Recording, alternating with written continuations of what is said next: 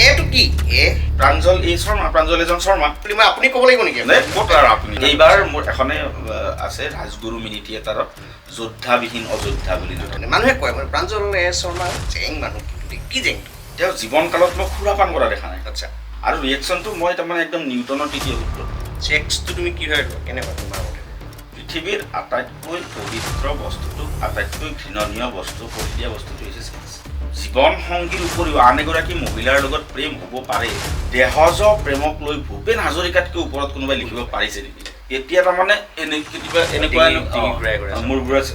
মানস বৰুৱা 3টা 10টা ফুলৰ মোৰ এইখন ঘটি আছে কি মাছ বজাৰতে কোনো নিয়মিত ব্যস্ততাত থকা ভদ্ৰ মহিলাই এই কামটো কৰা নাই পালো মানে শ্বেয়াৰ কৰাটো মন যাৰ গাত ভৰি আছে বন্নিবাৰী বাজাৰৰ গধূলা গেলা পাৰি মানুহ পিতৃ ভাজা ফুলৰিৰ মহমহীয়া গন্ধ আদ্যৰ দোকানত বোলেও আজিকালি আগৰ দৰে ভিৰ যোগিন্থেৰ ভাজটোত হয়তে চক খাই যাই পেয়ে ডাইৰবাগ গেলি কবি কৰতে আজি আৰু বাচি থকা নাই जिंदगी से बड़ी सजा ही नहीं और क्या जुर्म है पता ही नहीं इतने हिस्सों में बट गया हूं मैं मेरे हिस्से में कुछ बचा ही নমস্কাৰ দৰ্শকসকল খাটাং সংবাদৰ আকৌ এটি বিশেষ কথোপকথন অনুষ্ঠানলৈ মই আপোনালোকক স্বাগতম জনাইছোঁ ইতিমধ্যে আমাৰ অনুষ্ঠানৰ আৰম্ভণিতে আমি যি আপোনালোকক সংক্ষেপতে দেখাইছোঁ তাৰ পৰা আপোনালোকে আমাৰ অতিথি কোন অৱগত হৈছেই তথাপি মই আনুষ্ঠানিকতা ৰক্ষা কৰি চিনাকি কৰি দিব ওলাইছোঁ আজি আমাৰ অনুষ্ঠানৰ অতিথি অতি চিনাকি লিখক নিবন্ধকাৰ নাট্যকাৰ কবি সাংবাদিক এই গোটেইকেইটা পৰিচয়েৰে যাক আমি পৰিচয় কৰাই দিব পাৰোঁ এজন মেধাসম্পন্ন সমাজ হিতৈষী পৰোপকাৰী যুৱক প্ৰাঞ্জল এ শৰ্মা নমস্কাৰ প্ৰাঞ্জল মোৰ ভাইটি বন্ধু বহু সময়ত মোৰ গাইড মোৰ ভুল শুধৰাই দিয়া আৰু সেই প্ৰাঞ্জলকে আজি মই অতিথি হিচাপে লৈ আহিছোঁ আৰু ভাবোঁ যে আমি এনেকুৱা কিছুমান কথা পাতিম যিবোৰ কথা আজিৰ প্ৰজন্মই বিশেষকৈ ছ'চিয়েল মিডিয়া সাহিত্য সংস্কৃতিৰ লগত জড়িত যিবোৰ লোক তেওঁলোকৰ কাৰণে যথেষ্ট উপকৃত হ'ব বুলি মই বিশ্বাস কৰোঁ প্ৰাঞ্জল ধন্যবাদ তাৰমানে কথাটো এনেকুৱা যে মানস দাৰ লগত মই চাকৰিও কৰিছিলোঁ দুটাকৈ সংবাদ প্ৰতিষ্ঠানত মানস দাৰ নেতৃত্বত মই কাম কৰিছোঁ আৰু মোৰ কাৰণে ভাল লগা কথাটো কি সেই সময়ত মানস দাৰ বিভিন্ন অনুষ্ঠান বা কেতিয়াবা মোৰ বিভিন্ন অনুষ্ঠান আমি ডিছকাছ কৰোঁ আৰু আজি মানস দাৰ মই অতিথি হৈছোঁ এইটোতো বেলেগ ধৰণৰ অনুভৱ বেলেগ ধৰণৰ প্ৰাঞ্জল এ শৰ্মা এটো কি এই কথাটো মই ক'বলগীয়া আছে মই শেহতীয়াভাৱে বহু ঠাইত মোৰ নামটো দেখাত শুদ্ধকেই লিখা যেন লাগে প্ৰাঞ্জল এ শৰ্মা কিন্তু তাতে এটা টেকনিকেল প্ৰব্লেম এটা আছে মোৰ নামটো এইটো হৈছে এটা এব্ৰিভিয়েশ্যন এটা সংক্ষিপ্তকৰণ প্ৰাঞ্জল একান্ত শৰ্মাৰ গোটেই ছুটি গৈ প্ৰাঞ্জল এ শৰ্মা কৰি থৈ দিওঁ মই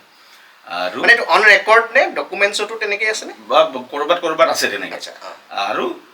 এতিয়া যদি তাত প্ৰাঞ্জল এ শৰ্মাৰ তাত যে যিটো ডট এটা থাকে এইটোৰ পাছত সেই ডটটো যদি নিদিয়ে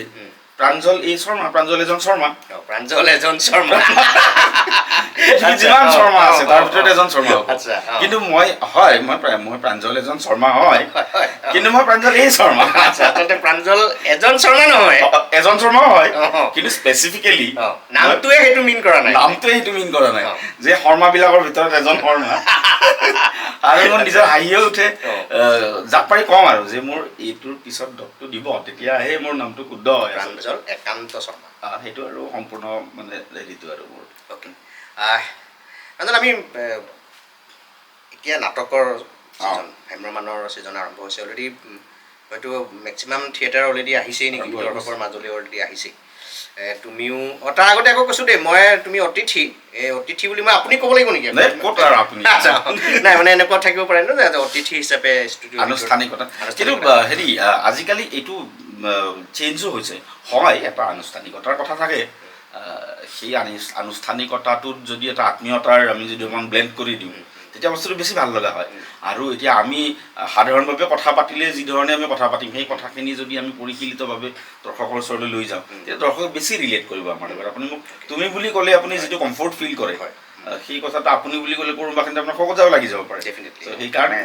অ'কে আমি আকৌ নাটকৰ কথাটো লৈ আহিছোঁ নাটক অলৰেডি ওলাইছে এখন থিয়েটাৰ অলৰেডি দৰ্শকৰ মাজলৈ আহিছে বিগত কেইবাবছৰৰ পৰা তুমিও নাটক লিখা আৰম্ভ কৰিছা মই আগৰ কথা নকওঁ প্ৰফেচনেলি লিখিবলৈ আৰম্ভ কৰিছা এইবাৰ কোৱাচোন এইবাৰ মোৰ আনুষ্ঠানিকভাৱে দৰ্শকৰ মাজলৈ নাটক লৈ যোৱা এইবাৰ মোৰ দ্বিতীয় বৰ্ষ যদিও অসমৰ মূল যি ভ্ৰাম্যমান থিয়েটাৰ এই ভ্ৰাম্যমান থিয়েটাৰত নাটক লিখাৰ মানে নাটক এখন প্ৰদৰ্শন কৰাৰ সুযোগটো এতিয়াও মই পোৱা নাই কিন্তু মই মানে মিনি থিয়েটাৰৰ জৰিয়তে বহুতে মোক সোধে যে দাদা আপোনালোকৰ মিনি থিয়েটাৰ কনচেপ্টটো কি যে মিনি থিয়েটাৰ কনচেপ্টটো এনেকুৱা আমাৰ অসমৰ যি নাট্য আন্দোলন সেয়া যাত্ৰাৰ পৰাই আৰম্ভ ব্ৰজনাথ শৰ্মাৰ পৰা তো একালত যাত্ৰাই আছিল আৰু যাত্ৰাৰ ওপৰত ভিত্তি কৰিয়েই পৰৱৰ্তী সময়ত ভ্ৰাম্যমান থিয়েটাৰ আৰম্ভ হৈছিল আৰু এতিয়া মিনি থিয়েটাৰটো কনচেপ্টটো এনেকুৱা যে ভ্ৰাম্যমান থিয়েটাৰত যিধৰণে দুখন মঞ্চ এটা স্থায়ী মানে তেওঁলোকৰ থিয়েটাৰ দলটোৰ এটা প্ৰেক্ষাগৃহ নিজৰ গেলেৰী তো ইয়াত কি হয় ইয়াত এখন মঞ্চ আৰু ষ্টেজখনৰ যিখন ষ্টেজ সেইখন যিটো আয়োজকে এই নাট্যদলটোক আমন্ত্ৰণ কৰে তেওঁলোকে প্ৰভাইড কৰে ষ্টেজখন ষ্টেজৰ যিখিনি দৃশ্যসজ্জাৰ বাবে যিখিনি লাগে কাপোৰ বা সেইখিনি থিয়েটাৰ পাৰ্টিটোৰ থাকে আৰু প্ৰেক্ষাগৃহটো সেইটো যিটো ৰাজহুৱা প্ৰেক্ষাগৃহত মাতিব বা ক'ৰবাত অস্থায়ী প্ৰেক্ষাগৃহ আয়োজন কৰে আৰু গেলেৰী নাই আৰু এখন মঞ্চ সেই ধৰণৰ পাৰ্থক্য দীঘল হয় নেকি টাইমটো বেছি লাগে নেকি তেনেহ'লে আমাৰ নহয় 2.5 ঘণ্টা 3 ঘণ্টাৰ নাটকে ভ্ৰাম্যমান থিয়েটাৰতো যি ধৰণৰ কিন্তু কিছুমান নাটক ছুটি থাকে আৰু ইয়াত এটা কথা হয় এই প্ৰশ্নটো প্ৰাসংগিকেই যে অকণমান দীঘল হয় নেকি মানে মই এই মঞ্চ সজ্জা এইবোৰৰ কাৰণে কৈছোঁ কাৰণ দুটা মঞ্চ হোৱাৰ লগে লগে এটা স্পীড থাকে যিটো থাকে মানে সেইটো ইয়াত কেনেকৈ এইটো দৃশ্য দৰ্শকে উপভোগ কৰি থকা সময়ত সাজু হৈ থাকে ইয়াত সেই কথাটোৰ কথাও মই ক'ব বিচাৰিম যে ইয়াত তেনেকৈ অকণমান সময় যায় কিন্তু কাৰণ এখন মঞ্চ মানে আনটো দৃশ্য সাজু কৰালৈকে কিন্তু তাৰ উপায়টো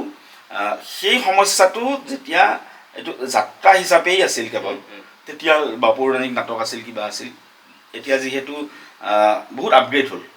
এতিয়া মিনি থিয়েটাৰ পৰ্যায়লৈকে আহিল ইয়াত অন্য ভ্ৰাম্যমান মূল থিয়েটাৰৰ যি ধৰণে নৃত্য গীত একশ্যন থাকে ইয়াতো থাকে নাটকবিলাকত বা আমি তেনেকৈ লিখিছোঁ তেনেকৈ দৰ্শকৰ ওচৰলৈ লৈ আহিছোঁ তো ইয়াত এইটো সেই সমস্যাটো সমাধান কৰি ভ্ৰাম্যমান থিয়েটাৰ এখন নাটক যিধৰণে দেখুৱাব পাৰি তাৰ উপায়টো তেনেকুৱা কৰাৰ বাবে ৰেম্পৰ ব্যৱস্থাটো ইয়াতো আছে বা ভ্ৰাম্যমান থিয়েটাৰৰ নাটকত যি ধৰণৰ নৃত্য থাকে বা গান থাকে নাটকৰ মাজত কাহিনী সাপেক্ষ ইয়াতো থাকে একেধৰণে এতিয়া মই যোৱাবাৰ এখন মিনি থিয়েটাৰত প্ৰথম মই নাটক এখন দিছিলোঁ শতাব্দী মিনি থিয়েটাৰ বুলি আত্মাৰ বুলি খেল আছিল নাটকখন সেই নাটকখন ৰচনা কৰোঁতে মই প্ৰযোজকৰ লগত আলোচনা কৰি এই কথাবিলাক মই নজৰত ৰাখিছিলোঁ যে মই এই দৃশ্যটো কৰি থকাৰ সময়ত আনটো দৃশ্যৰ বাবে কেনেকৈ সাজু হ'ব যে আনটো দৃশ্যৰ বাবে মঞ্চ সজ্জা কৰিবলগীয়া হৈছে এই দৃশ্যটো মই ৰেম্পত কেনেকৈ দেখুৱাম বা তাত মই গান এটা কেনেকৈ আনিম সেই কথাখিনি ৰাখি কৰা হয় আৰু লেন্থৰ যিটো কথা সাধাৰণতে কি হয় মিনি থিয়েটাৰ এই কনচেপ্টটো নামনি অসমত বেছিকৈ গতিকে ইয়াত আৰু এই নাটকসমূহ বা এই মিনি থিয়েটাৰসমূহ আমন্ত্ৰণ কৰা হয় বিশেষকৈ ফেষ্টিভেলবিলাকত যেনে ধৰক এই পূজা বিভিন্ন পূজা কেইখনমান মিনি থিয়েটাৰ আছে এতিয়া বহুত আছে বহুত মিনি থিয়েটাৰ আছে বৰ ভাল প্ৰযোজনা কৰা আৰু আপুনি আচৰিত হ'ব যে বৰ্তমান 51 বছৰ হ'ল বীণাপানী থিয়েটাৰ তেখেতসকলৰ আৰম্ভণি এনেকৈ যাত্ৰাদল মিনি থিয়েটাৰ এনেকৈ হৈ এতিয়া তেওঁলোক পূৰ্ণাংগ থিয়েটাৰ তেনেকুৱা মই বীণাপানীৰ পূৰ্ণাংগ চাইছোঁ মই এতিয়া পূৰ্ণাংগ থিয়েটাৰ তেওঁলোক আৰু যোৱাবাৰতো 100 বৰ্ষ সম্পূৰ্ণ কৰিলে চ' গতিকে এতিয়াও বহুকেইখন মিনি থিয়েটাৰ এনেকুৱা এটা পৰ্যায় আহি পাইছে যে হয়তো অহা নাট্যবৰ্ষত তেওঁলোকে এখন পূৰ্ণাংগ ভ্ৰাম্যমান থিয়েটাৰ হিচাপে আত্মপ্ৰকাশ কৰিবও পাৰে গতিকে বৰ ধুনীয়া ইভলিউশ্যন এটা হৈ আছে আৰু আমাৰ দৰে নতুন মানে শিকাৰুবিলাকৰ বাবে মানে এই ধাৰাটোত এই জনৰাটোত নাটকত আমাৰ শিকাৰ সুন্দৰ এটা আমি সুযোগ এটা লাভ কৰিছোঁ যে ইয়াত এতিয়া যোৱাবাৰ মই নাটকখন দিয়াৰ সময়ত মই গম পাইছোঁ যে ইয়াত এইটো কৰিলে সুবিধা হ'ব এতিয়া যদি মই এখন এনেকুৱা আমাৰ পূৰ্ণাংগ যিসমূহ থিয়েটাৰ আছে তাত যদি এখন মই নাটক দিবলগীয়া হয় এটা কাহিনী ক'বলগীয়া হয় মোৰ বহুত বেছি অসুবিধা নহয় সেইটো এটা ধৰক আমাৰ বাবে কি প্ৰেক্টিচিং এটা থলী এটা হৈছে গতিকে এইটো ভাল কথা আচলতে এইবাৰ মোৰ এখনে আছে ৰাজগুৰু মিনি থিয়েটাৰত যোদ্ধাবিহীন অযোধ্যা বুলি নাটক কাৰণ ইতিমধ্যে আখৰা আৰম্ভ কৰিছে তেখেতসকলে। কেতিয়ামানৰ পৰা আহিব দৰ্শক মাজলৈ? এই দুৰ্গা পূজাৰ পৰা, দুৰ্গা পূজাৰ মোটামুটি সপ্তমী মানৰ পৰা তেওঁলোকৰ পেণ্ডেল আছে, আৰম্ভ হ'ব। মূলতঃ মানে মিনি থিয়েটাৰখিনি গুৱাহাটীলৈকেয়ে নামনি। মই নিজে মৰিগাঁৱৰ ল'ৰা, মই মৰিগাঁৱত কিন্তু আজিলৈকে মিনি থিয়েটাৰ, মৰিগাঁও বা নগাঁৱলৈকে সাধাৰণতে। আৰু নাট্য দলৰ এছাম নাট্য দল আছে আমাৰ উজনি অসমৰ ফালে, তেওঁলোক কিন্তু আমাৰ এই মূল নাট্য দলসমূহৰ ভ্ৰাম্যমাণ থিয়েটাৰসমূহৰ দৰে ডাঙৰ নহয়, তেওঁলোক মানে সৰু সৰু দুটা মঞ্চ হয় তেওঁলোকৰ। তেওঁলোকে সেই নিৰ্দিষ্ট কেইখনমান আমাৰ উজনি অসমৰ জিলাত তেওঁলোকে অপাৰেট কৰে। তেওঁলোকে সেই নাটকৰ সেইফালে ধুনীয়াকৈ ধৰি ৰাখিছে, মিনি থিয়েটাৰে এই ধৰি ৰাখিছে, আৰু মোৰ ভ্ৰাম্যমাণ থিয়েটাৰটো সমগ্ৰ অসমত প্ৰদৰ্শন কৰিয়ে আছে। সামগ্ৰিকভাৱে কিন্তু এইটো কনচেপ্টৰ নাটকৰ পৰিৱেশটো সিমান এটা মই বেয়া দেখা নাই। তুমি মানুহটো বৰ জেং মানুহ, কি হ'ব লাগে কথা? কিয় জেং তুমি? মানে মানুহে কয় মানে প্ৰাঞ্জল শৰ্মা জেং মানুহ, কিন্তু কি জেংটো? জেংটো আচলতে কিয় হয় সেইটো মই বুজি নাপাওঁ বহু সময়ত। তাৰমানে সেইটো তুমি মানি লৈছা নেকি, যে জেংটো তুমি মানি লৈছা নেকি, যে য়েছ আই এম জেং, এইটো মানি লৈছা? কিন্তু অন ৰেকৰ্ড বা অফিচিয়েলি মোৰ একো জেঙি নাই। আচ্ছা, এই জেংটো কিবা সামাজিক মাধ্যমত ভাঙি ফুৰা আৰু মানুহৰ, আৰু এনেকুৱা মানুহে কয়, মই শুনো যে সেই মানুহটোতো জীৱনত মোক খং কৰা দেখা নাই, সেই মানুহটোৱে জীৱনত মই কোনো দন হাই কৰা নাই, তেওঁ কাৰোবাৰ মুখত শুনিছে, মুখ বাগৰি বাগৰি। আৰু এনেকুৱা মানুহ পাইছোঁ যে তেওঁ জীৱনকালত মই সুৰাপান কৰা দেখা নাই। আচ্ছা, মই সুৰাসক্ত অৱস্থাত দেখা নাই, কিন্তু তেওঁ গোটেই পৃথিৱীখনক কৈ ফুৰে মই মানে বুলি মই সুৰাপান কৰোঁ, কিবা কৰোঁ। তাৰপাছত মই এদিন তেনেকুৱা মানুহ লগ পাই সুধিলোঁ, ভালকৈ বৰ পলাইটলি বৰ ভদ্ৰভাৱে সুধিলোঁ, আপুনিতো গম পালে নাই নাই নাই আপুনি কিয় কৈ ফুৰে এইটো কথা? চ' এইটো মুখ বাগৰা কিবা এটা কথা। আৰু এটা কথাত ক'ব পাৰে জেং বুলি, যে মই উভতি ধৰোঁ, কিন্তু সেইটো কোনোবাখিনিত ধৰক অকণমান আত্মসন্মান বোধটো বেছি নেকি মোৰ। এইটো বহু সময় বিপদজনক বুলিও কয়, কাৰণ এটা বহুতে কয় তল পৰি মল খাই থকাই ভাল। কোনোবাখিনিত মই সেই তল পৰি মল খাব নোৱাৰোঁ। মানে ধৰক মই প্ৰথম অৱস্থাত মই মোৰ ফালৰ পৰা খুব সন্মান দিওঁ, আৰু মই এক্সপেক্ট কৰোঁ মিনিমাম, ধৰক মোতকৈ সৰুজনে মোক ডাঙৰ বুলি সন্মান দিব, মোৰ সমনীয়াজনে বন্ধু বুলি সন্মান দিব, বা আপুনি যিটো মোক সন্মান দিয়ে ভাইটি বুলি, তো সেই সন্মানটো থকাটো বিচাৰোঁ মই। আমি চব কৰিম, আমি ধেমালি কৰিম, কিবা কৰিম, ফূৰ্তি কৰিম, এইটো কামুৰিম, কিন্তু তাতে সন্মানটো যদি নিহিত হৈ নাথাকে, সেইটোত মই তেতিয়া লগে লগে মোৰ ৰিয়েকশ্যনটো আহি যায়। আৰু ৰিয়েকশ্যনটো মই তাৰমানে একদম নিউটনৰ তৃতীয় সূত্ৰটো মোৰ এইটো ইনবিল্ট আছে নেকি, সেইকাৰণে চাগে এই জেংটো বিয়পি ফুৰে চাগে। মানে আমি মন কৰোঁ কেতিয়াবা, মানে একদম মানে জবৰদস্ত আৰু মানে একদম মানে এনেকুৱা, মানে আমি ক'ব নোৱাৰা শব্দৰো কেতিয়াবা এটেক কৰি দিয়া তুমি একদম মানুহ। নহয়, সেইটো সিহে পাব, মানে পাৰ্টিকুলাৰ। এইটো নিউটনৰ গতিসূত্ৰ আৰু অ'কে, সি বি কৈছে মই কি ক'ম মানে। আচ্ছা, চবে নাপায়। মই আৰু বহুত মানে আচৰিত হয়, আৰু বহুত মই চিনি নোপোৱা ল'ৰা ছোৱালী এনেকুৱা বা মোতকৈ সৰু অপাৰ ভাল পায় মোক, তাৰমানে বহুত মৰম কৰে তাৰমানে। তো তেওঁলোকে সেই মৰমটো মোৰ পৰা পায়, বা ময়ো তেওঁলোকৰ পৰা সেইটো পাওঁ। কিন্তু কিছুমান আছে নহয়, এনেকুৱা এবাৰ এজন বজাৰীফালৰ শিক্ষকক একেবাৰে বেলেগ ধৰণে মই চাকৰি খাই দিয়া পৰ্যায়লৈকে লৈ গৈছিলোঁ। কোনোদিন মোক চিনি জানি নাপায়, কিবা কথা নাই, কিবা এটাত মই কমেণ্ট এটা দিছিলোঁ, এটা মই ভালকৈ দিছোঁ, কিন্তু তাতে চূড়ান্ত অশালীন মাত এটা মাতি কিনে মানে এৰি দিছে। তো সেইটোতো মই ধৰিব লাগিব আৰু উভতি। তেওঁ নিজৰ পৰিচয়টো মানে প্ৰথমে তেওঁ দাঙি ধৰিছে বেলেগকৈ আৰু মানে। তাৰপাছত মই তেওঁক সেই ধৰা নাম্বৰ কৰা নাই, মই দুটা স্ক্ৰীণশ্বট এটা লৈছোঁ, তেওঁক খবৰটো দি আছোঁ, মই খবৰ ৰাখিছোঁ লৈ নি একদম মানে সেইটো। তাৰপিছত মই ধুনীয়াকৈ মই এটা পষ্ট এটা দিছোঁ ফেচবুকত, দি মেলি তেওঁ য'ত চাকৰি কৰে তালৈকে কথাটো নি লাষ্টত তেওঁ মোক ফোন কৰি, মই বোলো মই আপোনাৰ ফোন কলটো ৰেকৰ্ডিং কৰিম এতিয়া, কাৰণ মানে উইদাউট পাৰ্মিশ্যন ফোন ৰেকৰ্ড কৰাটো ইজ এন অফেন্স। মই আপোনাক ক'লোঁ, আৰু আপুনি যিয়ে নকৰক মই আপোনাৰ হেৰি কৰোঁ, মই ৰেকৰ্ডিং কৰোঁনে কৰক, এতিয়া আপুনি যি ক্ষমা খুজিব লাগে এতিয়া খুজি কৰক। আৰু মই এতিয়াও তেওঁ ক্ষমা খোজা সেই অধ্যাপকগৰাকীৰ ফোন কলটো থৈ দিছোঁ। সেইটো আকৌ মই ভাইৰেল কৰি বিখ্যাত হ'ব খোজা নাই, তাৰমানে তেওঁৰ মৰ্যাদা হানি কৰিব খোজা নাই। তেওঁৰ আনকি সেইটো দেখাৰ পিছত তেওঁৰ ছাত্ৰ ছাত্ৰী বহুতে কমেণ্ট দিছে যে ছাৰে এনেকুৱা কথা কয় বুলি ভবা নাছিল। মই যদি সেইটো আকৌ ভাইৰেল কৰি দিলোঁ আৰু বেয়া হ'ল, সেই পৰ্যায়ত তুমি নকলা, তেওঁ একদম মৰ্যাদা বহু বেয়াকৈ হানি হ'লহেঁতেন। মই ৰেকৰ্ড হিচাপে থৈ দিছোঁ মোৰ তাত, সেইটো মোৰ বস্তু আৰু সেইটো মই ৰাখি থৈছোঁ। কিন্তু কিছুমানে যে এই কল ৰেকৰ্ডিং ভাইৰেল কৰি দিয়ে, কিবা কৰি দিয়ে, সেইবিলাক মই কৰা নাই। কাৰণ তেওঁ মোৰ লগত এটা শত্ৰুতা পৰ্যায় কৰিছিল, যিটো শত্ৰুকো সন্মান দিছোঁ মই, ধৰ্মযুদ্ধ কৰিছোঁ মই। প্ৰাঞ্জল খুব ভাল কবি। দৰ্শকসকল আপোনালোকে নিশ্চয় আৰু বিশেষকৈ যিসকল লোক ছ'চিয়েল মিডিয়াত থাকে, যিসকল লোক আৰু সংস্কৃতি, কবিতা, গান এইবোৰৰ সৈতে যিবোৰ লোকৰ সম্পৰ্ক থাকে তেওঁলোকে জানে প্ৰাঞ্জল খুব ভাল কবি। মই সময় মোৰ মনত নাই, কিন্তু নলবাৰীৰ যিটো কথিত ভাষা আৰু প্ৰাঞ্জলৰ জন্মস্থান, তাত প্ৰাঞ্জলে যিটো কথিত ভাষা সেই কথিত ভাষাত বহুদিনৰ আগতে এটা কবিতা লিখিছিল আৰু সেই কবিতাটো সাংঘাতিক ধৰণে মানুহৰ মাজত সোমাইছিল, কবিতাটো জনপ্ৰিয় হৈছিল। এতিয়াও বহুতে সেই কবিতাটো মাজে মাজে গাই থাকে। কবিতাটো শুনো এবাৰ। এইটো হেৰি মানে 2009-10ৰ কথা। তো সেই সময়ত মানে প্ৰত্যেকখন জিলাৰ যেনেকুৱা এটা কথিত শৈলী থাকে, নিজৰ অসমীয়া এটা থাকে। তো নলবাৰী মোৰ এতিয়া মই সামগ্ৰিকভাৱে এইটোও দাবী নকৰোঁ যে মই কবিতা লিখা সেই নিৰ্দিষ্ট শৈলীটো সমগ্ৰ নলবাৰীৰে, আমাৰ অঞ্চলখিনিৰ, কাৰণ ভাষা পৰিৱৰ্তন হৈ থাকে নিৰ্দিষ্ট কিলোমিটাৰৰ অন্তৰে অন্তৰে। তো মই ভাবিলোঁ তাৰ আগতে তেনেকৈ সেইটো ভাষাত মানে সাহিত্য চৰ্চা হোৱা নাই বহুল ৰূপত।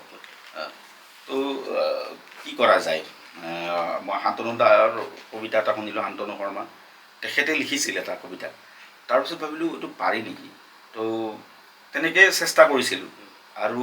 সৌভাগ্যবশতঃ সেই সময়ত আজিৰ দৰে ছ'চিয়েল মিডিয়া নাছিল আৰু স্মাৰ্টফোনৰো ইমান প্ৰয়োভৰ নাছিল, ব্লুটুথ আৰু ইনফ্ৰাৰেড। আচৰিত ধৰণে সেই সময়তে কবিতাটোতো বহুত ভাইৰেল হ'ল, যাৰ এই 65 মোবাইল, তাত মেমৰি কাৰ্ড ভৰোৱা মোবাইল যে। মই পাছত গম পাইছোঁ এইবিলাক কথা, এই যে গান ডাউনলোড কৰা দোকানবিলাক আছিল তাতো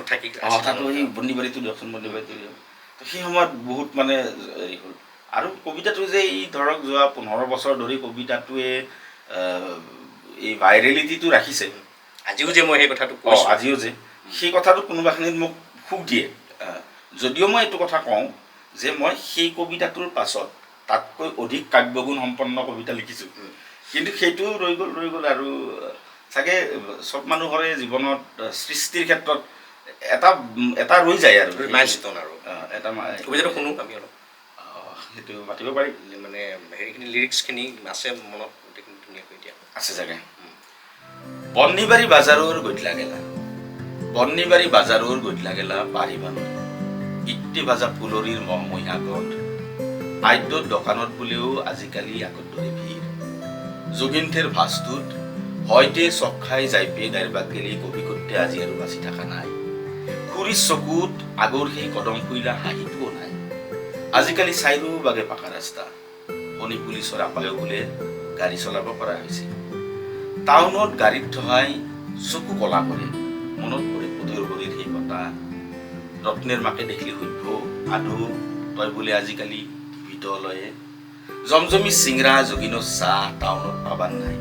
বুকখান হমহমে যায়, কেনকেনো পাৰিবা পাৰো, বন্নিবাৰী বাজাৰৰ গন্ধে থকা মহমহীয়া গধলা গেলা। এইটো মানে সময়ৰ পৰিৱৰ্তনটো, পৰিৱেশ পৰিস্থিতি কেনেকৈ পৰিৱৰ্তন হৈছে, মানে এখন সাংঘাতিক জীয়া ছবি আৰু চৰিত্ৰবিলাক জীৱন্ত। এই মানুহখিনি আছে এতিয়াও, কবি খুৰা নাই বাৰু যেনিবা, ঈশ্বৰে শান্তি দিয়ক। বা এই যে ৰত্নেৰ মাক বুলি কৈছোঁ আইতাগৰাকী, তেখেতো আছে, বা এই ৰত্নে খুৰাও আছে এতিয়াও, সেইদিনা মোক লগ পাইছে, আৰু শুনিলোঁ কবিতাটো এনেকৈ। চ' সেয়া আৰু সেই দোকানখনো আছে, প্ৰফুল্ল খুৰাৰ জমজমিৰ দোকান বুলি যি কয়, প্ৰফুল্ল অৱশ্য খুৰাৰ নাম। চ' একদম তাৰ বাস্তৱ হেৰি, তাৰমানে ঘৰৰ পৰা আঁতৰত থকা মোৰ সেই কথাটো যিটো মই গাঁওখনক মিছ কৰি থাকোঁ মানুহখিনি। আৰু সেইখিনি সময়ত তেতিয়া তুমি টিভিত কাম কৰোঁ মই। তো সেইখিনি সময়ত তাৰমানে সেই আইতাগৰাকী সুধিছিল, তাৰমানে তেওঁলোকৰ বাবে টিভিত ওলোৱাটো বহুত ডাঙৰ কথা। মানে মই নিজেও কওঁ, মানে তুমিও হয়তো শুনিছা চাগে এইটো কথা, এগৰাকী এংকাৰ, মানে ফিমেল এংকাৰ, আজিৰ তাৰিখতো তেওঁ যথেষ্ট পপুলাৰ এংকৰ। আমি মানে তেতিয়া এটা কথা শুনিছিলোঁ সেই সময়ত, আমাৰ কলিগ হয়, হয়তো ছিনিয়ৰ কলিগ আছিলে, মানে আমি এনেকৈ শুনিছিলোঁ বোলে তেওঁ যেতিয়া মানে ইয়াৰ পৰা গাঁৱলৈ গৈছিল, মানে প্ৰথম যেতিয়া চাবৰ কাৰণেও মানুহ আহিছিলে মোৰ ক্ষেত্ৰতো হৈছিল আচ্ছা চাবৰ কাৰণে নহয় তাৰমানে লগ কৰি কথা পাতিব মানে টিভিত ওলাই কেনেকৈ পঢ়ো বাতৰি কি মানে এইটো বেলেগ ধৰণৰ এটা হেৰি আছিল এতিয়া বাৰু কথাবিলাক জনা হ'ল টেলিপ্ৰম্পটাৰৰ কথা জানুহে জানে কিবা আপগ্ৰেড হ'ল সেই সময়ত ডাঙৰ কথা আছিল আৰু মই যিখন গাঁৱৰ পৰা মানে আহিছোঁ বিলং কৰোঁ সেই গাঁওখন সিমান বেছিও আপগ্ৰেডেড নাছিল আৰু এতিয়া বাৰু চব গাঁৱে উন্নত হ'ল কিন্তু সেই সময়ত ডাঙৰ কথাই আছিল সেইকাৰণে আদৌ তই বোলে আজিকালি টিভিটো লৈ মানে বহুত ডাঙৰ মানুহ হৈ গ'লোঁ মই এই ধৰণৰ এটা হেৰি আছিল সেই কথাবিলাক মনত পৰি কিনে লিখা আৰু কথাটো তাৰপিছত তেতিয়াৰ পৰা এতিয়া আজিৰ পৰিৱেশটো এতিয়া এনেকৈ আমি বহি থকালৈকে কেনেকৈ কোৱাচোন বাৰু কিমান কি হৈ গ'ল চোৱাচোন চকুৰ আগতে আমি মানস দা এটা সৌভাগ্যৱান প্ৰজন্ম আমি চিঠি লিখি প্ৰেম কৰিছিলোঁ প্ৰেমৰ কথা পাতিম কণ্টিনিউ কৰা এইটো আমি চিঠি লিখি প্ৰেম কৰিছিলোঁ আমি সেই অপেক্ষাৰ আমনিৰ মাধুৰ্যটো পাইছিলোঁ এতিয়া হোৱাটছএপত এই প্ৰেম হ'ল এই ব্ৰেকআপ হ'ল এই ফটো ভাইৰেল হ'ল এই জীৱন ধ্বংস হ'ল ছুচাইড হ'ল এই গোটেই ট্ৰানজিশ্যনটো আমি WL লেণ্ডলাইন ফোনৰ পৰা মানে স্মাৰ্টফোনলৈকে iPhone 17 ওলাব হৈছে ইমানলৈকে দেখিলোঁ নিউ ইয়েৰত গ্ৰিটিংছ কাৰ্ড দিয়া আৰ্চিজৰ গেলাৰী সেই সকলোবিলাক দেখি আহি আনকি মোৰ নিজৰ অভিজ্ঞতা সেই সময়ৰ মোৰ প্ৰেয়সীক মই বিচাৰি বিচাৰি কপৌ ফুল মানে আনি তাতে বডি স্প্ৰে কৰি গিফ্ট দিছিলোঁ এতিয়াতো আৰু এইবিলাক সপোনৰো অগোচৰ হৈছে এইটো মানে কেই নম্বৰ প্ৰেমিকাগৰাকী আছিল সেইটো পাহৰিলোঁ সেইটো পাহৰিছে প্ৰাঞ্জল তুমি খুব সমালোচক খুব ভাল সমালোচক ভাল ক্ৰিটিক তুমি মই জানো এইটো কথা আৰু সেই হিচাপে মই জানো যে বিশেষকৈ আজিৰ সাংস্কৃতিক জগতখনৰ যিসকল লোক তেওঁলোকৰ লগত সকলোখিনিয়ে একদম হেৰি টপ টু বটম সকলোৰে লগতে তোমাৰ উঠা বহা আছে মই জানো সকলোৰে লগতে তোমাৰ এটা সুসম্পৰ্ক আছে কিন্তু এটা কথা আজিকালি হৈছে যে মানে সংস্কৃতিৰ অৱক্ষয় কথাটো আজিকালি প্ৰায় হৈ আছে এতিয়া আজিকালি গানৰ কথা ক'বলৈ গ'লে গানত তোমাৰ কিবা কৰিলং লাগে চুই চাং লাগে গানত সেইবোৰ আহি আছে হয়নে কিন্তু এনেকেই যদি চলি থাকে তুমি নিজে এজন ক্ৰিটিক হিচাপে তুমি ভাবানে এনেকৈ সংস্কৃতিটো বা এনেকেই যদি থাকে এনেকেই ইয়াৰ আমাৰ অসমীয়া সংস্কৃতিৰ প্ৰকৃত যিটো মাদকতা সেইটো জীয়াই থাকিবগৈ এটা সময়ত শংকিত হওঁ বহু সময়ত কিন্তু এটা কথা বিশ্বাস কৰোঁ যেতিয়া কাৰোবাৰ সৃষ্টিত প্ৰকৃত শক্তি নাথাকে তেওঁ চমুবাট লয় দেহজ প্ৰেমক লৈ ভূপেন হাজৰিকাতকৈ ওপৰত কোনোবাই লিখিব পাৰিছে নেকি যিটো আমাৰ ফিজিকেল নিড মানে দুটা অপজিট ছেক্সৰ মাজত আৰু সেই নিড ফুলফিল কৰা সেই নিডটো পাই যোৱাৰ পাছৰ সময়খিনি ভূপেন হাজৰিকাৰ ওপৰত কোনোবাই লিখিব পাৰিছেনে আজি ভূপেন দাই নিজে কৈছিল এইটো কথা নৱকান্ত বৰুৱাক ভূপেন দাই কৈছিলে নৱকান্ত বৰুৱাই বোলে ভূপেন দাই কৈছিল যে ভূপেন এইটোতো তুমি বৰ সাংঘাতিক গান লিখিলা তোমাক বিমূৰ্ত মোৰ মানে স্বাগ হৈ মহিলাসকলে ধুনীয়া গালি পাৰিব মোক ছবিটো গালি পাৰিব মোক এনেকুৱা গতিকে মই সেইটোকে তোমাক সুধিছোঁ কি গতিকে এই যে কৰিলং বা এনেকুৱা ধৰণৰ যে কেটচি শব্দ কিছুমান দিব খোজে যিটোত মানে হয়তো অকণমান ক্ষণিকৰ বিতৰ্ক এটা হ'ব তেওঁলোকে মিলিয়নছত ভিউজ পাব আৰু মানিটাইজ পেজটোত পইচা কমাব তাৰপিছত সেইটো বিতৰ্কৰে আঁত ধৰি তেওঁক আৰু কোনোবাই গান গাব মাতিব এইবিলাক এটা মানে অপতৃণৰ বাহিৰে বেলেগ কাৰবাৰ বুলি মই নাভাবোঁ তেনেকৈ নহয় কিন্তু সৌভাগ্যৰ কথা তাৰ মাজতো আৰু দিগন্ত ভাৰতীৰ দৰে মানুহে এৰা এৰিৰ দৰে গীত এটা সুন্দৰ সৃষ্টি কৰিছে আপুনি চাবচোন সেই গীতটো মোৰ তাতে মঞ্জুলা শব্দটোৰ পৰা ভাইমন শব্দটোলৈকে কি ধুনীয়াকৈ দিগন্ত দাই ব্যৱহাৰ কৰিছে জোৰ মৰম মঞ্জুলা ভাই মনৰে মন গতিকে নিশ্চয় হয়তো প্ৰজন্মৰ পাছত প্ৰজন্ম এই ধৰণৰ উত্তম সৃষ্টি কৰা মানুহ ওলাই থাকিব বুলি মই আশাবাদী কিন্তু এইটো হয় যে সামাজিক মাধ্যমৰ বহুল মানে প্ৰচাৰৰ ফলত গাম্ভীৰ্য কমাটো কিন্তু মানস দা সঁচা মানে আগতে কেনেকুৱা আছিল আগতে সঁচাকৈ মানে হেৰি মোৰ যিমান দূৰ মনত পৰে মই যেতিয়া ফ্ৰণ্টিয়াৰ টিভিত আছিলোঁ আপুনিও আহিছিল আপোনাৰ প্ৰথম লাইভটো মোৰ লগত আছিল তেতিয়া মই ষ্টুডিঅ'ত আছিলোঁ আপুনি সোণাৰাম ফিল্ডৰ পৰা লাইভ দিছিল চ' সেই সময়ত যে কোনজন ৰিপৰ্টাৰে লাইভ দিব সেইটোও সম্পাদকজনে কিমান মানে ভাবি গুণি তেওঁৰ অৰেটৰী তেওঁ ভাল সাংবাদিক হ'ব পাৰে হয়তো তেওঁৰ মানে অন কেমেৰা অৰেটৰী স্কিল ভাল নহ'ব পাৰে তেনেকুৱা বহুত চেকনি আছিল বাতৰি পঢ়িব তেওঁলোককে দিয়া হৈছিল যি যাৰ সেইটো আছিল গতিকে সেইটো যেতিয়া সুলভ হৈ গ'ল এতিয়া মোবাইলটো থাকিলেই টেলিভিশ্যন এংকৰ হৈ যায় চ' এই সুলভতাৰ এতিয়া কাৰণে আমি লাইভত অহাটো মানে ই লাইভ কৰিছে দেই, এইটো এটা মানে বহুত তাৰমানে আপগ্ৰেড হৈছে আৰু লাইভ কৰিব পৰা হৈছে আৰু এইটো এটা সন্মানজনক স্থিতি আছিল আচলতে। আৰু এতিয়া এই যে সুলভ নিজে গান বনাই দিলে, গান ভাইৰেল হ'ল, কিবা হ'ল, তাত যে এটা যে সাধনা লাগে, প্ৰতিটো কামৰ যে সাধনা, এতিয়া সাধনাৰ অভাৱ কিন্তু বহুত দেখা গৈছে, মই ভাবোঁ তেনেকৈ। আৰু অৱক্ষয় হৈছে নিশ্চয়, কিন্তু কোনোবাখিনিত এই আশাবাদটোও কিন্তু আছে মানস দা। আশাটো থকাৰ কাৰণে আচলতে আমি আছোঁ, কথাটো তেনেকুৱা নহয় জানো? ভাল মানে ভাল হৈ থাকিব ভাল হৈ থাকিব আৰু অপতৃণবিলাক আঁতৰি যাব, ধানটো থাকিব। সেইটোৱে ঠিকে আছে, মানে খুব সাময়িক মানে আচলতে সেইবোৰ সাময়িক নিজৰ সৃষ্টি। যোৱা বছৰৰ ভাইৰেল গীত এটা কওকচোন, আপোনাৰ মনত আছে নাই একেবাৰে। কিন্তু জুবিন দাই কাঞ্চনজংঘাত যি পাণচুনা গানটো কৰিছিল কিমান দিন হ'ল, মানে বহুত দিন নহ'লেও এই সময়ছোৱাৰ কথা। সেই একেটা হেৰিতে কৈছোঁ মই, তুমি যিটো নাটকৰ মানুহ তুমি, গতিকে মই সুধিছোঁ আজিকালি ভ্ৰাম্যমান নাটকক লৈ প্ৰায় এটা মানে হেৰি হয়, সমালোচনা হয় যে মানে নাটকবোৰ আৰু সমালোচনা নহয় আচলতে, এইটো নেতিবাচক আলোচনা বুলি কওঁ। নেতিবাচক আলোচনা, সমালোচনা হ'লেতো ভালো থাকিব, নেতিবাচক আলোচনা। আৰু যে মানে আৰু আমি দেখিছোঁ কিন্তু যে নাটকত আজিকালি যোৱা বছৰটো মোৰ নাটকখনৰ মানে মনত নাই, এনেকুৱাও মই দেখিছিলোঁ এনিমেল চিনেমাখনত লাষ্ট চিনটোত ৰণবীৰে যে এটা সাংঘাতিক কিবা এটা লৈ আহিছিল, সেইটোতো একদম আমাৰ ভ্ৰাম্যমানত আহি গৈছিলে। মই কোনখন নাটক পাহৰিছোঁ, আমাৰ হিৰোৱে মানে একদম নাটকত অডিয়েঞ্চৰ মাজৰ পৰা সেইটো লৈ গুচি গৈছিলে। তাৰপিছত আৰু গেলাৰীৰ পৰা হিৰ'ইন নামি যায়, ওপৰৰ পৰা আহে, ইফালৰ পৰা আহে, এইবোৰ একদম এচেঞ্চিয়েল নেকি, মানে সময়ৰ সৈতে এইবোৰ লাগিবই নেকি, তেনেকুৱা কিবা কথা আছে নেকি? মই নাভাবোঁ মানে, মোৰ যিটো মানে এই নাটকৰ ক্ষেত্ৰত চিন্তা, এইটোত মই ইমানখিনি মানে প্ৰাচুৰ্য, মানে প্ৰদৰ্শনৰ প্ৰাচুৰ্য প্ৰয়োজন বুলি মই নাভাবোঁ। দেখুৱাইছে, দৰ্শকেও কিৰিলি পাৰি চাইছে, আৰু তেওঁৰ চোৱাৰ লগে লগে টিকট যিহেতু বিক্ৰী হৈছে, প্ৰযোজকে ধন যিহেতু পাইছে, আৰু দৰ্শকে মানে সামাজিক মাধ্যমত বিৰাট গালি পাৰি নেক্সট পেণ্ডেল মানে তিনিদিন পেণ্ডেল হয়তো, ছাপ'জ আপোনাৰ গাঁৱত হ'ল, আপোনাৰ গাঁৱৰ ভিডিঅ'টো মই ঠিকছে ক্ৰিটিচাইজ কৰিলোঁ, মোৰ গাঁৱত অহা দিনা মই চাব গ'লোঁ। চ' যিহেতু বৰ্জন হোৱা নাই, গতিকে আৰু কথাটো হৈছে দোকানত যিটো বিক্ৰী হয় সেইটো বিক্ৰী কৰিবই, ব্যৱসায়। প্ৰযোজকজনে কোটি টকা এটা তাত ইনভেষ্ট কৰিছে, সকলোকে পইচা দি, তেওঁ তাৰ 1.5 কোটি বিচাৰিবই তেওঁ। কিন্তু মই যদি ভাবোঁ, বা মোৰ দৰে বহুতে ভাবে যে ইমান প্ৰয়োজন নাই সেইটো, যদি নাটকখনত সেই গুণটো আছে, মই যিটো অলপ আগতে কৈছিলোঁ, সৃষ্টিত যদি শক্তি থাকে তেতিয়া চমু বাটৰ প্ৰয়োজন নহয়। তো নাটকখনতেই যদি সেই আছে, আৰু এইটোও সত্য যে সেই শক্তিশালী নাটকো হৈ আছে প্ৰতি বছৰে, সেইটোও সত্য। কিন্তু এনেকুৱা কিছুমান বস্তু ভাইৰেল মানে কোনোবাখিনিত উদ্দেশ্য প্ৰণোদিতও থাকে, প্ৰচাৰৰ ক্ষেত্ৰত ভাইৰেল কৰি দিয়া হয়। আৰু বহু সময়ত এনেকুৱা হয় যে যিটো কথাক লৈ নাটকখন নোচোৱাকৈ বহুতে একদম কিবা গালি পাৰি আছে,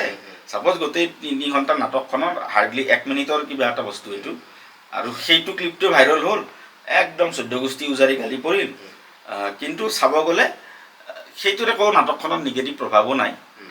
আৰু সেই যে নিগেটিভ প্ৰভাৱ নাই, সেইকাৰণে ভাবোঁ সেইটোৰ প্ৰয়োজনো নাই, যে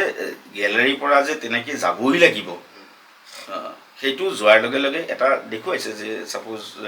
হিৰো বা হিৰ'ইনে একদম বাইক এখন লৈ গেলেৰীৰ পৰা দৰ্শকৰ মাজেৰে গৈ, মানে তেওঁ ছাপ'জ পুলিচ বিষয়া, তেওঁ কৈছে মানে পুলিচৰ যে এণ্ট্ৰি হৈছে আমি বুজি পালোঁ সেইটো। কিন্তু আগতেতো তেনেকৈ DSP এই স্ক্ৰীণৰ পৰাই ওলাইছিল, ছাইড স্ক্ৰীণৰ পৰাই ওলাইছিল, তেতিয়াতো দৰ্শকে বুজি পাইছিল। বেকগ্ৰাউণ্ডত এখন বাইকৰ মাত বা পুলিচৰ চাইৰেন এটা বাজে, আৰু একদম গ্ৰীপ গাৰত পুলিচ আহে, তেতিয়াও দৰ্শকে বুজি পাইছিল যে পুলিচ আহিল, এৰেষ্ট কৰিব। এতিয়াতো জীপখন মঞ্চত জীপখন উঠাই দিছে, দিয়াৰ লগে লগে মানে দৰ্শকৰ মাজত এটা অদ্ভুত ধৰণৰ এটা কি বুলি ক'ম, এটা কাৰোবাৰ হয়তো ডোপামিন ৰিলিজ হৈ গৈছে এইটোৰ কাৰণে। তো তেনেকুৱা ধৰণৰ এটা মানে পৰিৱেশ সৃষ্টি কৰি দি, এই যিটো ক'লোঁ মানে চাকচিক্য যিটো, সেইটো সৃষ্টি কৰি দি এটা বেলেগ ধৰণৰ এটা জনৰা এটা ক্ৰিয়েট কৰা হৈছে। কিন্তু আপুনি চাবচোন, বহুতে এই ধৰণৰ সমালোচনা কৰে, কৰাৰ পাছত সেই একেখন নাটকৰে যিগৰাকী নাট্যকাৰ, তেওঁ আৰু সেই একেখন থিয়েটাৰতে এনেকুৱা এখন নাটক লিখিছে, যিখন নাটকে শদিয়াৰ পৰা ডুবৈলৈ সমগ্ৰ অসমৰ দৰ্শকক কন্দুৱাই বুকুত বিন্ধাই তেওঁ মানে হাত চাপৰি লৈ গুচি গৈছে। গতিকে মই কথাটো এনেকৈ ধৰোঁ যে এইখন নাটকৰো আচলতে কাষ্টমাৰ আছে, সেইখনৰো কাষ্টমাৰ আছে, সেইটো বন্ধ কৰিব লাগিব কিন্তু দৰ্শকে। দৰ্শকে যদি এখন থিয়েটাৰত হয়তো 2 বছৰ লাগিব পাৰে সেই ধৰণৰ স্থান থকা বা সেই ধৰণৰ চাকচিক্য ব্যৱহাৰ কৰা বা এই দৰ্শকৰ মাজেৰে যোৱা কিবা যোৱা যদি এটা বছৰত দৰ্শকে উইলিংলি ৰিজেক্ট কৰি দিয়ে আমি নাচাওঁ তেতিয়া তেওঁলোকে বন্ধ কৰিব বাধ্য হৈ যাব তাৰমানে এইটো বাঢ়ি যে প্ৰথমতে কি আছিল যে একদম মনালিছা থিয়েটাৰত প্ৰথম যেতিয়া RX100 চৰি স্প্লেণ্ডাৰ ৰঙা স্প্লেণ্ডাৰ উঠাইছিল চমকিত হৈছিলোঁ বা মঞ্চত বাই এটা একদম মানে প্ৰথম এনেকৈ লাহে লাহে বাঢ়িল ৰেম্পত দৌৰা হ'ল কিবা হ'ল ফাইট আহি ৰেম্প পালে ডান্স হ'ল অকণমান হিৰোইন আগুৱাই গ'ল গৈ গৈ গৈ একদম এতিয়া তাৰমানে কেতিয়াবা এনেকুৱা মূৰ ঘূৰাই হ'ল সেইটো ফেচবুকত গালি পাৰি নাটক চাব মই এইকাৰণে মই চাবই নাযাওঁ বুলি কৈ গালি পাৰি নহয় সেইটো সঁচাকৈ যিখিনিয়ে এই চাব গৈ আছে সেই চাব যোৱাখিনিয়ে যদি গৈ থাকে সেইটো হৈ থাকিব আৰু যদি সেই ধৰণৰ চাকচিক্য থকা নাটক চোৱা দৰ্শক কমি যায় নাটকাৰে সেইটো ডিজাইন নকৰে পৰিচালকে সেইটো ডিজাইন নাৰাখে প্ৰযোজকে সেইটো নাই নাই এইবিলাক দিলে নাচাই দেই মানুহে মই এনেই যাব নিদিয়ে গতিকে দৰ্শকৰ ওপৰত নিৰ্ভৰ কৰিব ছ'চিয়েল মিডিয়াটো কি হিচাপে ভাবা বাৰু তুমি ছ'চিয়েল মিডিয়াত তোমাৰ যথেষ্ট দখল আছে মই জানো আৰু আজিকালিতো এনেকুৱা হৈছে যে মানে বিশেষকৈ আমাৰ অসমৰ এছাম মহিলাৰ মানে এনেকুৱা হৈছে যে ফেচবুকটো কৰি পইচা পাম বহুত লাগি গৈছে মানে একদম আৰু খুব দৃষ্টিগতভাৱে ফেচবুকৰ পৰা কিমান পইচা পায় আচলতে আমি গম পাওঁ আৰু তেতিয়া হাঁহিও উঠে দুখো লাগে লাজো লাগে কিন্তু এটা মই পেটাৰ্ণ এটা লক্ষ্য কৰিছোঁ মানসদা যিসকল মহিলাই এই ৰাতিপুৱা সুপ্ৰভাত দিয়া কিবা তেওঁলোকৰ নিজৰ কোড আছে কিছুমান ফুলৰ মৰম দিয়ে তাৰপিছত আৰু তেওঁলোকৰ এদিনতো মই আচৰিত হৈ গৈছোঁ এনেকৈ স্ক্ৰল কৰি আছোঁ ফেচবুকটো এগৰাকী মহিলাই লাইভ আহি চিঞৰ বাখৰ অমুক মানস বৰুৱাৰ ঘৰত যাওক অমুক কাৰ উইকলি চেলেঞ্জ কৰিও নাই একদম বহি এখন লৈ একদম নাম লৈ অমুক মানস বৰুৱা 3টা 10টা ফুলৰ মৰম বোলে এইখন ঘটি আছে কি মাছ বজাৰতে জীৱনত তেনেকুৱা ফেচবুক লাইভটো মই দেখা নাই তাৰপিছত মই অলপ অনুমান কৰোঁ তেওঁলোকে ইজনে সিজনক হাতে হাত ধৰি আগুৱাই নি আছে আৰু এই যে কণ্টেণ্ট মনিটাইজেশ্যন মোৰ কাহানি বাই হ'ল এইবিলাক কণ্টেণ্ট মনিটাইজেশ্যন যে হোৱাৰ লগে লগে যে হেৰিটো আহে সেইটোক লৈ এনেকুৱা উৎসাহ এনেকুৱা এটা পোষ্ট দিব দি তাতে সেইটো শ্বেয়াৰ কৰা কিবা কৰা মই ক'লোঁ নহয় মানে ফেচবুকে ইমানকণ পইচা দিয়ে কাৰোবাক কেতিয়াবা যদি চব ঠিকে থাকে তাৰ কাৰণে ইমানকণ ইজ্জত খেদাই আছে আৰু আপুনি মই পেটাৰ্ণটোৰ কথা কৈছিলোঁ যে কোনো নিয়মিত ব্যস্ততাত থকা ভদ্ৰ মহিলাই এই কামটো কৰা নাই নিয়মিত ব্যস্ততা মানে মই কৈছোঁ কোনো এটা কাম এটাত ব্যস্ত হৈ থকা চাকৰিয়ে হওক বা ব্যৱসায় হওক চাকৰি হওক তাৰ মাজতে ৰীল টিল বনাই আছে কিন্তু এই যিটো কাৰবাৰ এটা হৈছে ফুলৰ মৰম লাইভ কিবা এই কাৰবাৰটো কিন্তু কোনো শিক্ষয়িত্ৰী কোনো আৰক্ষীত কাম কৰা মহিলা মানে কোনো মানে নিয়মিত একোটা মানে হেৰিত মই সামগ্ৰিকভাৱে মই স্পেচিফিকেলি এটা প্ৰফেশ্যনৰ কথা নকওঁ যাৰ জীৱনটোত ব্যস্ততা আছে ৰাতিপুৱা শুই উঠি তেওঁ ল'ৰাক হাজবেণ্ডক টিফিন দি নিজৰ বাবেও কৰি তেওঁ ওলাই যায় আবেলি আহিলে বেজান হৈ আহি আকৌ ঘৰৰ কাম কৰি মোৰ কাৰণ মহিলাগৰাকীৰ ওপৰত সাধাৰণতে ঘৰৰ কামৰ লগত দায়িত্ব পৰিৱেশটোও বেয়া কৰিছে মানে প্ৰেম চেম আৰম্ভ কৰি এই বস্তুবোৰ এইবোৰৰ পৰাই বাঢ়িছে এইবোৰৰ পৰাই বাধা বুলিয়ে যেন লাগে মোৰ আৰু ইমান বেছি পৰকীয়া আৰু এইটো প্ৰেম নহয় মানসদা প্ৰেম এনেকুৱা হ'ব নোৱাৰে দিছ ইজ নট লাভ এইটো প্ৰেম নহয় প্ৰেম পৰকীয়া হ'বই নোৱাৰে প্ৰেমৰ পৰকীয়া অবৈধ এইবিলাক নাথাকে প্ৰেম এটা চূড়ান্ত পবিত্ৰ আৰু প্ৰেমটো নাৰিছ কৰা বস্তু এটা প্ৰেমটো মানে এতিয়া শুনাত অদ্ভুত যেন লাগিব আন এগৰাকী নিজৰ জীৱন সংগীৰ উপৰিও আন এগৰাকী মহিলাৰ লগত প্ৰেম হ'ব পাৰে তোমাৰ হৈছে নেকি সদায় হয় মোৰ কিন্তু সেইটো প্ৰেম হ'ব লাগিব সেইটো শ্ৰদ্ধা থাকিব সেইটো সৃষ্টিৰ আধাৰ থাকিব সেইটো এনেকুৱা নহয় তাৰ ফলত যে মোৰ সংসাৰ বিনষ্ট হৈ যাব কাৰোবাৰ তেওঁ বিবাহিতা মহিলা হ'ব পাৰে তেওঁ অবিবাহিতা যুৱতী কোনোবা হ'ব পাৰে তেওঁ গমনা পাব পাৰে মোৰ যে তেওঁৰ প্ৰতি প্ৰেম আছে কোনোবা এগৰাকী অভিনেত্ৰী হ'ব পাৰে গায়িকা হ'ব পাৰে বা সাধাৰণ এগৰাকী কৰ্মত ব্যস্ত মহিলা হ'ব পাৰে মোৰ ঘৰৰ কাষৰ মই ওলাই আহিয়ে ছাপ'জ এগৰাকী বাইদেৱে চাহ বিক্ৰী কৰি একদম অতি নিষ্ঠাৰে সেইগৰাকী মহিলাৰ প্ৰতি মোৰ প্ৰেম হ'ব পাৰে প্ৰেম বস্তুটো তেনেকুৱা আৰু প্ৰেমটো লাগে মানুহৰ জীৱনত আৰু যিহেতু আমি বিষমকামী গতিকে আমাৰ সেই আকৰ্ষণটো আমাৰ বিপৰীত লিংগৰ প্ৰতি হয় কিন্তু এইটো যিটো হৈছে এই যে মৰামৰি এইটোতো কমপ্লিটলি এটা ফিজিকেল নিডৰ বাহিৰে তাতকৈ বেলেগ নহয় প্ৰেমে এই ধৰণৰ বস্তু ডিমাণ্ডেই নকৰে কোনোপধ্যে। ছেক্সটো তুমি কি হয় লোৱা কেনেকুৱা তোমাৰ মতে? পৃথিৱীৰ আটাইতকৈ পবিত্ৰ বস্তুটোক আটাইতকৈ ঘৃণনীয় বস্তু কৰি দিয়া বস্তুটো হৈছে ছেক্স। মানুহে পৃথিৱীৰ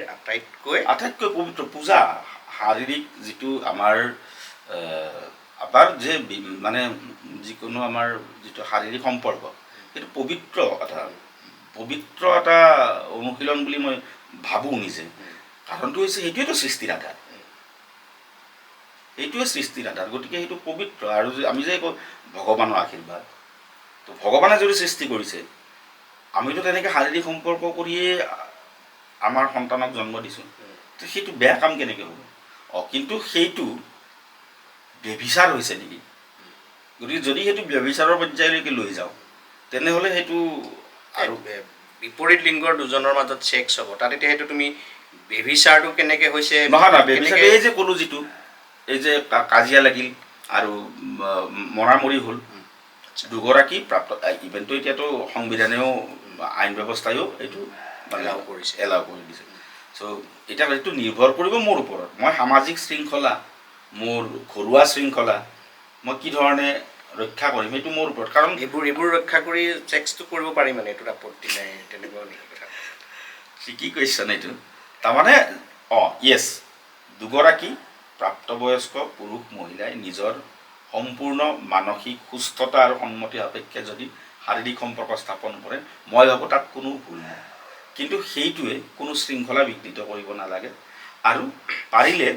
সেই পৰ্যায়লৈকে চিন্তাটো যাব নালাগে। যদিও সেইটো নাই, পাৰিলেতো যাব নালাগে, কাৰণ সেইটোৱে কোনোবাখিনিত এই যে চুলিৰ সমান সীমাৰেখাডাল, এইডাল লংঘন কৰাৰ সম্ভাৱনা থাকে। কিন্তু আপুনি যদি পোনপটীয়াভাৱে ছেক্স মানে কি, মোৰ মতে ছেক্সটো হৈছে আটাইতকৈ এটা পবিত্ৰ বস্তু মোৰ মতে, গতিকে সেইটো অপবিত্ৰ কৰিব নালাগে। ভাল চায়েৰী কোৱা, মই জানো, দুটামান শুনোৱাচোন। মোৰ এটা আছে, মোৰ এটা বৰ প্ৰিয় শ্বায়েৰী নহয়, গজল আচলতে, মই যিহেতু গাব নাজানো। কৃষ্ণ বিহাৰী নুৰৰ গজলবিলাক মই অকণমান শুনি চাওঁ, তাত এটা জীৱন সম্পৰ্কত বৰ ধুনীয়া এটা হেৰি আছে, এইটোৱে মই শুনাই দিওঁ আপোনাক। এইটো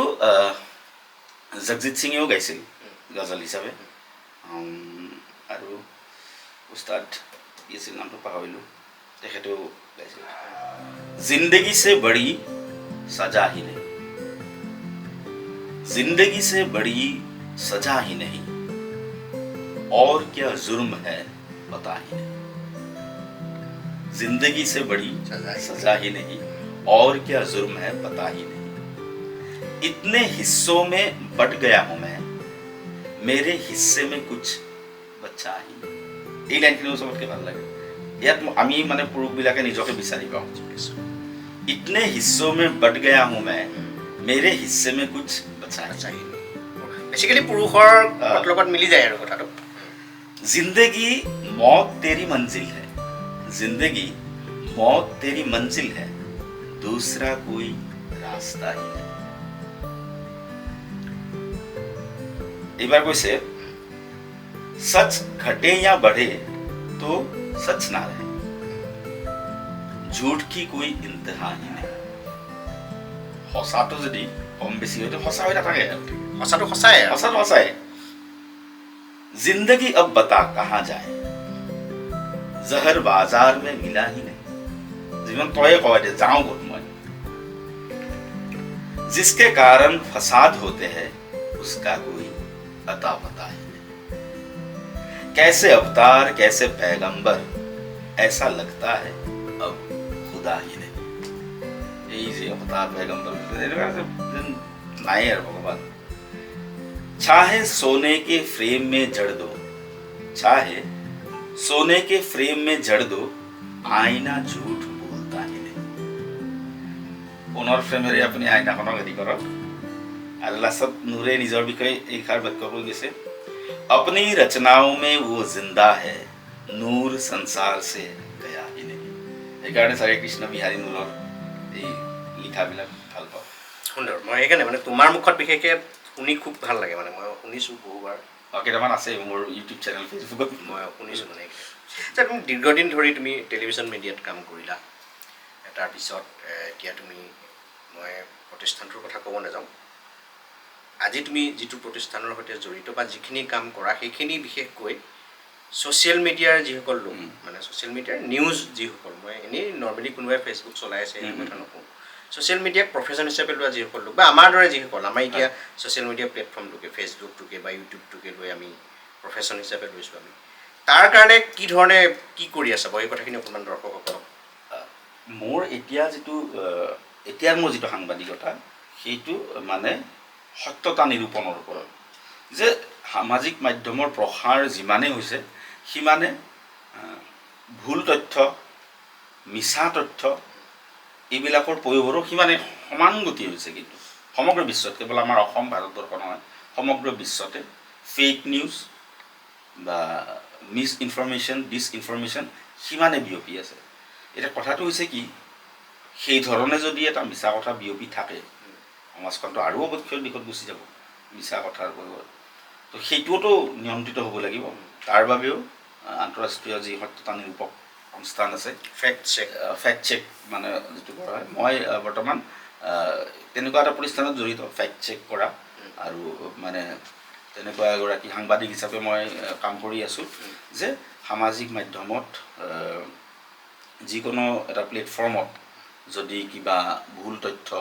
মিছা তথ্য বিয়পিছে সেইটো আমি পৰীক্ষা কৰি চাব লাগে তাৰ নিৰ্দিষ্ট আমাৰ বিধি বিধান আছে বা এই ধৰণে প্ৰশিক্ষিত আমি ত' সেইটো চাই তাৰ প্ৰকৃত সত্যটো কি সেইটো ওলাব লাগে বহুত সময়ত যিকোনো ধৰক এই ভূমিকম্প হ'ল ধৰি ল'লোঁ থাইলেণ্ডত ত' লগে লগে আপুনি দেখিব বিভিন্ন ভিডিঅ' ভাইৰেল হৈ যায় বিভিন্নজনে যে অমুকল থাইলেণ্ডৰ কিন্তু আমি গম পাওঁ আমি সত্যতা নিৰূপণ কৰি গম পাওঁ যে আচলতে নহয় সেই ভিডিঅ'টো তাৰো 10 বছৰ আগত এই ম্যানমাৰত হোৱা ভূমিকম্পৰহে দৃশ্য আছিল গতিকে এটা ভুল খবৰ এটা আৰু তাত দুটা পেটাৰ্ণ লক্ষ্য কৰোঁ কিছুমান miss information political miss information থাকে আপোনাৰ প্ৰপগাণ্ডা উদ্দেশ্য প্ৰণোদিত সম্পূৰ্ণ সেইটো এটা নেৰেটিভ ছেট কৰাৰ কাৰণে সেইটো এটা থাকে আৰু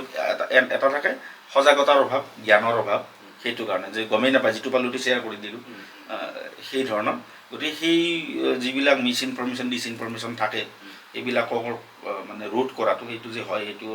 আমি মানে নিৰ্দিষ্ট প্লেটফৰ্মটোক জনাই দিয়ে যে ধৰা হ'ল ফেচবুকত কিবা এটা হৈছে ফেচবুকক আমি জনাই দিব লাগে যে এইটো আচলতে এইটো তাৰপিছত কি হয় তাৰপাছত ধৰক ফেচবুকৰ নিৰ্দিষ্ট এই যি আপোনাৰ গাইডলাইনছ যিবিলাক আছে মেটা ফেচবুক হওক বা টুইটাৰ হওক ইউটিউব হওক তেওঁলোকৰ এটা গাইডলাইনত চলি থাকেতো আপুনি এনেও চাবচোন এতিয়াতো বহুত মানে সাধাৰণভাৱে বস্তু আপলোড কৰাও জটিল হৈছে আপুনি টেষ্ট দেখুৱাব বহুত দিনৰ পৰাই টেষ্ট দেখুৱাব নোৱাৰে আপুনি মৃতদেহ দেখুৱাব নোৱাৰে এইবিলাক মানে সেইবিলাক নিয়ম তেওঁলোকে কিয় কৰিছে যাতে কোনো ধৰণৰ মানসিক বিৰূপ প্ৰভাৱ নপৰক কাৰো ওপৰত সেইকাৰণে নিয়মবিলাক কৰিছে তাৰ সলনি যদি আমি আৰু ডেলিভাৰেটলি কিছুমান কাম কৰি দিওঁ এইটো বেয়া কথা তো সেইকাৰণে তেওঁলোকেই আচলতে সেই প্লেটফৰ্মবিলাকেই এই নিয়মটো কৰিছে তেওঁলোকৰ সেই গাইডলাইন অনুসৰি যদি এইটো ভায়লেট হয় তেতিয়াহ'লে তেওঁলোকৰ বিধি বিধান অনুসৰি নিৰ্দিষ্ট কিছুমান তেওঁলোকৰ হেৰি আছে প্ৰক্ৰিয়া আছে এই প্ৰক্ৰিয়াৰ মাজেৰে সেইটো ষ্টপ কৰোৱা আপুনি এনেও মানে এইটো আমাৰ পৰ্যায়লৈকে নাহোঁতেও কিছুমান ফটো বা কিছুমান দৃশ্য দিলে চেঞ্চিটিভ কণ্টেণ্ট বুলি সেইটো ফেচবুকে নিজেই বন্ধ কৰি দিয়ে তাৰ মানে সেইটো তেওঁলোকে মানে তেওঁলোকৰ এলগৰিদমে নিজে ধৰি পেলায় তাৰ উপৰিও কিছুমান এনেকুৱা তথ্য থকা যিটো তেওঁলোকৰ মানে সেইটোৰ কাৰণে আমাৰ দৰে কিছুমান ধৰক এই গৱেষণাটো কৰা মানুহৰ প্ৰয়োজন থাকে চ' আমি যেতিয়া কওঁ যে নহয় আচলতে এইটো তথ্যটো এইটোহে শুদ্ধ সেইকাৰণে ছ'চিয়েল মিডিয়া ইউজাৰে আচলতে কোনটো কথাত গুৰুত্ব দিয়াটো ভাল বা কোনটোত এলাৰ্ট হ'ব লাগে আচলতে দেখা মাত্ৰকে শ্বেয়াৰ কৰাটো বন্ধ কৰিব লাগে পালোঁ মানেই শ্বেয়াৰ কৰাটো বন্ধ কৰিব লাগে আৰু মই দৰ্শকসকলকো কওঁ যে কিবা এটা বস্তু ছ'চিয়েল মিডিয়াত পালে মানে সেইটো সত্য নহ'বও পাৰে আৰু আপোনালোকে মনত ৰাখিব এই ছ'চিয়েল মিডিয়াত বিয়পি পৰা মিছা কথাৰ বাবে আমি দুজনকৈ টচবজীয়া অসমীয়াক হেৰুৱাইছোঁ অভিনীল কাণ্ডৰ মূল শিপাডালেই আছিল ছ'চিয়েল মিডিয়াৰ তেওঁলোকৰ সেই নিৰ্দিষ্ট অঞ্চলটোত বিয়পি পৰা মিছা খবৰ এটা আৰু এই ধৰণৰ আৰু বহুত ঘটনা ঘটি গৈছে ছ'চিয়েল মিডিয়াৰ কাৰণে কাৰণ বহুত এনেকুৱা হোৱাটছএপ গ্ৰুপ আছে বহুত লগে লগে মেছেজ এটা গুচি যাব মানুহ আৰু কিছুমান মানুহ থাকে উগ্ৰ মানুহ নাভাবি নুগুনি সিদ্ধান্ত লৈ পেলাই পিছত তেওঁ জেলত যোৱাটো পিছৰ কথা কিন্তু এটা বেয়া হ'ল কোনোবা এজন মানুহ মৰি গ'ল চ' গতিকে দেখা মাত্ৰকে শ্বেয়াৰ নকৰিব এইটো চাওকচোন কথাটো সঁচা নে মিছা এতিয়া কালি পৰহি এটা বস্তু মই দেখিছোঁ যে কংগ্ৰেছ সভাপতি মল্লিকাৰ্জুন খাৰ্গে ভূপেন হাজৰিকাই কোৱা কাৰণে তেওঁক অসন্তুষ্ট হোৱা বুলি প্ৰচাৰ হৈছিল। কিন্তু এইটো আমি অকণমান চাই মেলি গম পালোঁ যে তেওঁৰ এটা দীঘলীয়া এটা বাইট এটা আছিল মন্তব্য, তাৰে 3টা টুকুৰা লগ কৰি এইটো কৰিছে। সেইটো কথাটো যদি মানুহে পটককৈ বিশ্বাস কৰি লয়। ৰাহুল গান্ধীৰো তেনেকুৱা এটা আছে, আলুৰ পৰা ৰাহুল গান্ধীৰ বহুত আছে তেনেকুৱা, আমাৰ দেশৰ প্ৰধানমন্ত্ৰী বহুত আছে, প্ৰায় প্ৰতিগৰাকী ৰাজনৈতিক নেতাৰে আছে। অলপতে অসমৰ মুখ্যমন্ত্ৰীৰ এটা ভাষণ,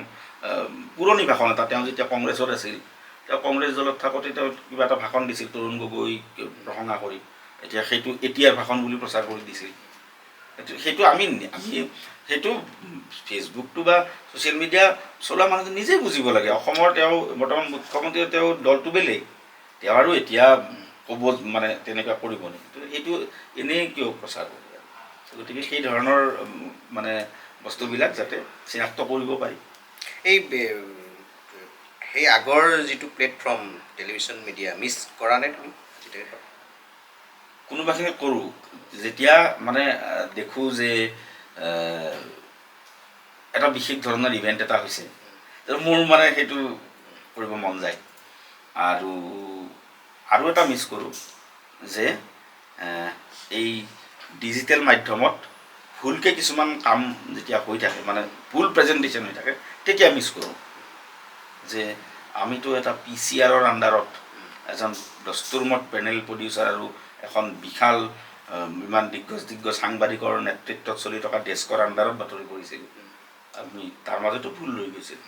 চ' এতিয়া কেনে ধৃষ্টতাত কাৰোবাৰ কিছুমান হৈ যায় এটা কথা পেজত, তেতিয়া মিছ কৰোঁ। আমি সামৰিব লাগিব, কথা পাতিলোঁ আমি যথেষ্টখিনি সময়। তুমি মানুহজন অত্যন্ত প্ৰেমিক মানুহ। সেইটোতো হয়, মানে সাংঘাতিক প্ৰেমিক আৰু, নহয়নে? প্ৰেমিক হয়, মানে প্ৰেমটো মই কৰোঁ নহয়, প্ৰেমটো সৃষ্টিৰ আধাৰ, প্ৰেম থাকিব লাগিব। প্ৰেমে কেতিয়াবা অঘটনো ঘটাই দিছে নেকি তোমাক? কেতিয়াবা মস্ত অঘটন ঘটোৱা নাই, মস্ত একো অঘটন ঘটোৱা নাই,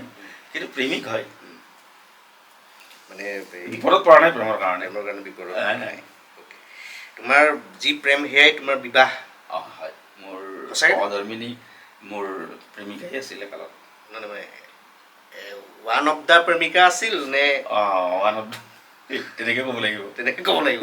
আচ্ছা আচ্ছা। তেওঁৰ পূৰ্বে আছিল বেলেগ প্ৰেয়সী, তাৰপাছত তেওঁৰ প্ৰেয়সী হ'ল। কিন্তু তেওঁ অহাৰ পিছত আৰু বেলেগ নাই আৰু,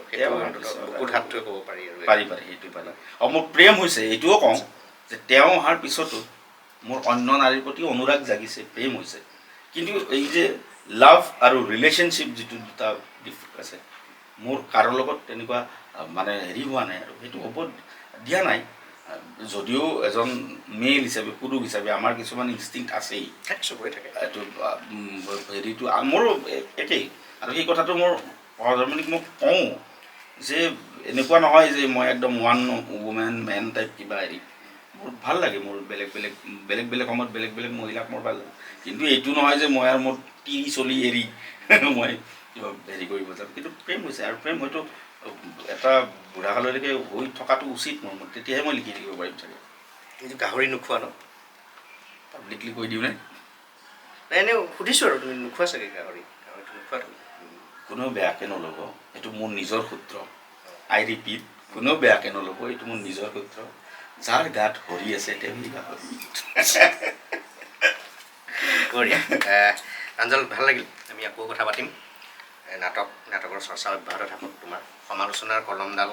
শক্তিশালী হৈ থাকক, তোমাৰ সেইটোৱে আশা কৰিছোঁ। ভাল হওক, প্ৰফেশ্যনেলি সাংসাৰিকভাৱে সকলো ফালৰ পৰা ভাল হওক, তোমাৰ ভগৱানৰ ওচৰত প্ৰাৰ্থনা কৰিছোঁ। ধন্যবাদ মানস দা। আৰু এইখিনি খাটাং সংবাদৰ জৰিয়তে কথা কোৱাৰ সুযোগ দিয়াৰ বাবে মানস দাক পুনৰ ধন্যবাদ জ্ঞাপন কৰিছোঁ। আৰু খাটাং সংবাদৰো উত্তৰ মানে স্থায়িত্ব আৰু উন্নতি কামনা কৰিছোঁ। আৰু মই মানস দাক ভালকৈ জানো, কিটো ডেডিকেশ্যনৰ সাংবাদিক,